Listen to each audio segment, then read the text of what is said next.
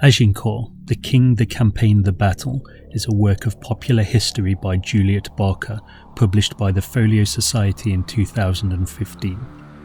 The volume is 3/4 bound in blue cloth with a paper-covered front board. The cover is printed with a motif around the letter A, along with the figure of an English longbowman taken from an illustration in the St Albans Chronicle. The design is nice enough, although it's hard not to wonder how spectacular it would have looked had it been blocked and embellished in gold instead of merely printed.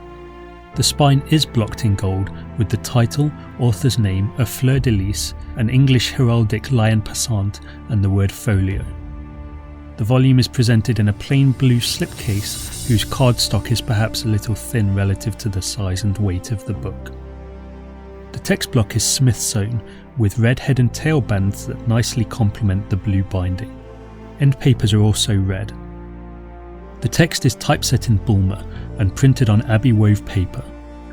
There are 438 pages, the last 100 of which are notes, bibliographic and indexing material.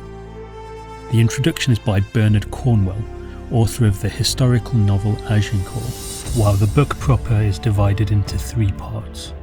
The first part details the immediate run-up to the Agincourt campaign, including the underlying dynastic politics, failed attempts at diplomacy, and the logistical task of assembling an army. The second part is concerned with the campaign itself, the siege of Harfleur, the march to Calais, the battle, and the return from France. Finally, part 3 examines the aftermath, deaths, celebrations, and the spoils of war. The Battle of Agincourt itself fits into just one of the book's 18 chapters, but the rest of the material helps to provide a rich contextual picture. The account is eminently readable and moves at a pleasingly brisk pace.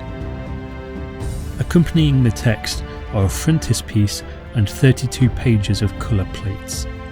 These are mostly photographic reproductions of historical manuscripts, paintings, and monuments documenting the events of the book. They are printed on heavy gloss paper and are vibrant and clear. There are also maps and genealogical charts, the latter being quite necessary given the somewhat complex lines of succession under dispute.